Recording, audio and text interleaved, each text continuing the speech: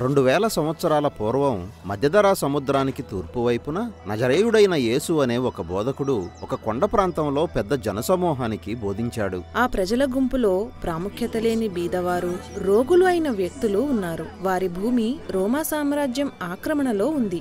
విపరీతమైన పన్నులు కడుతున్నారు. వీరంతా దిగువ తరగతి ప్రజలు. వారిలో పెద్ద విశేషమేమీ లేకపోయినా యేసు వారిలో ఏదో ఒక ఆశ్చర్యకరమైన విషయం ప్రారంభం కాబోతుంది అన్నాడు.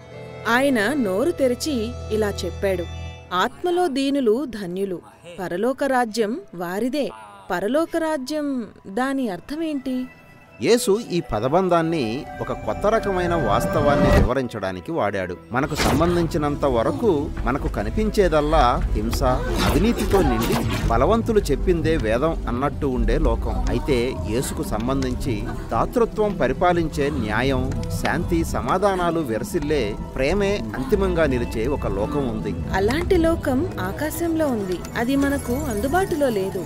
అవును, అది దేవుని పరసంబంధమైన వాస్తవం. మనకి చాలా దూరంలో ఉన్నట్టు కనిపిస్తుంది. అయితే ఆ పరలోకం భూమి మీదకి వస్తుంది అని, అది ఇక్కడే ఇప్పుడే ఈ ప్రజలతోనే ప్రారంభం అవుతుందని యేసు చెప్పాడు. అబ్బో, అది మనం ఊహించలేము. ఆయన తరువాత చెప్పబోయేది కూడా ఇలానే ఉంది. దుఃఖపడేవారు ధన్యులు, వారికి ఆదరణ దొరుకుతుంది. సమాజానికి అట్టడుగున ఉన్న ఈ ప్రజలకి నష్టం అంటే, దుఃఖం అంటే బాగా తెలుసు. కానీ ఏదో రాబోతుందని, అది వారి దుఃఖాన్ని సంతోషంగా మారుస్తుందని యేసు చెప్పాడు. తరువాత ఆయన తగ్గింపు స్వభావం గలవారు ధన్యులు, వారు ఈ భూమిని స్వాధీనం చేసుకుంటారు అన్నాడు. ఈ ప్రజలు శక్తిమంతులు, గొప్పవారు కారు.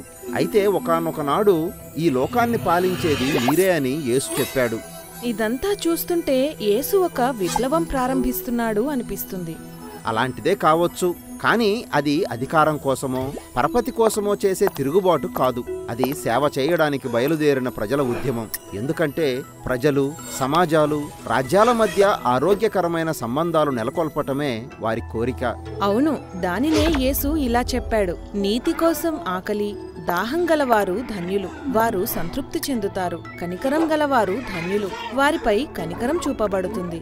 ఊహించుకో, నిస్సహాయులైన ఒక గుంపు తమ దాతృత్వం, క్షమాపణ, న్యాయం ద్వారా ఈ లోకాన్ని పరిపాలించడం. ఇది యేసు శైలిలో జరిగే విప్లవం. యేసు చెప్పిన తర్వాతి మాటలు ఏంటంటే, తమ హృదయం పవిత్రంగా ఉన్నవారు ధన్యులు, వారు దేవుణ్ణి చూస్తారు. అబ్బో, ఇది చాలా ఉన్నత స్థాయిలో ఉంది. ఈ విప్లవంలో భాగం పంచుకోవాలంటే నా హృదయం నేను నేరుగా దేవుణ్ణి చూడగలిగేటంత పవిత్రంగా ఉండాలి. సరే, మన ఎంపికలన్నీ దేవునికి తెలుసు. మన మంచి కోరికలైనా తరచుగా రకరకాల ఉద్దేశాలు కలిగి ఉంటాయి. యేసుకు చెందినంత వరకు మార్పు చెందాలని ఎరిగిన వారి ద్వారా మాత్రమే నిజమైన శాంతి సాధ్యమవుతుంది. ఎందుకంటే వారే దేవుణ్ణి మరియు ఇతరులను ప్రేమించగలరు. ఇది చాలా అద్భుతంగా ఉంది, కానీ ఇది ఒక విప్లవాత్మకమైన సంగతి. సరిగ్గా చెప్పావు. అది ఎంత విప్లవాత్మకమో యేసు వివరించబోతున్నాడు చూడు. శాంతిని నెలకొల్పేవారు ధన్యులు, వారిని దేవుని కుమారులు అని పిలుస్తారు. దేవుని ఈ కొత్త వాస్తవం దానికదే జరిగేది కాదు.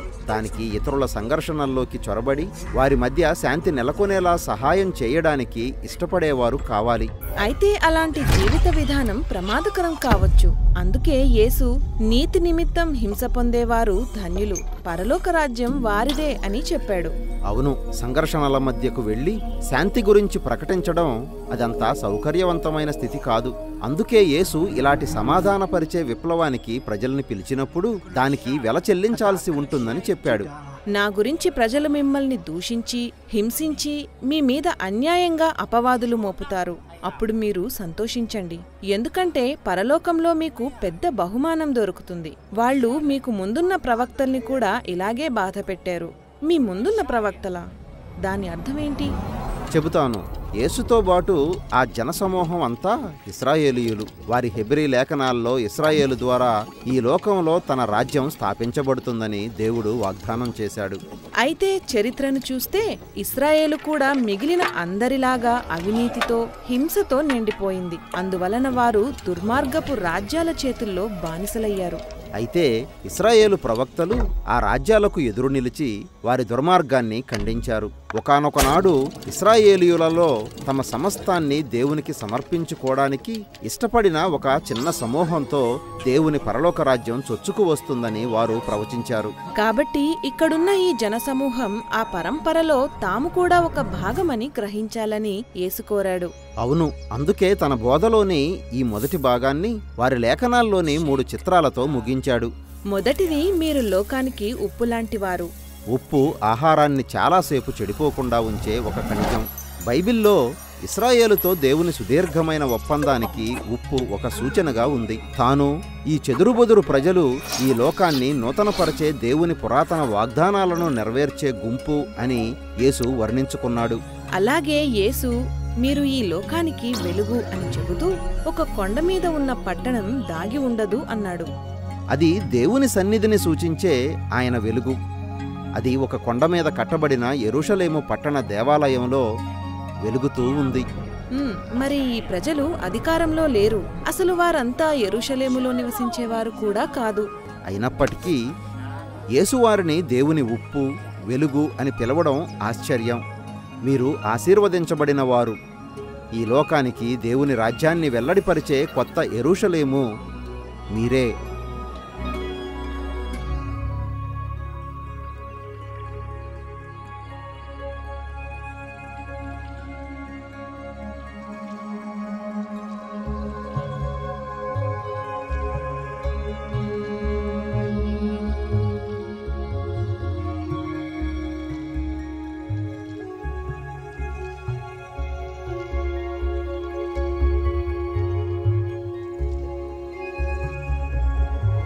కానీ అసలు యేసుని వెంబడించే ఈ చెదురుబొదురు ప్రజల గుంపు ఒక కొత్త లోకానికి ప్రారంభం ఎలా కాగలరు?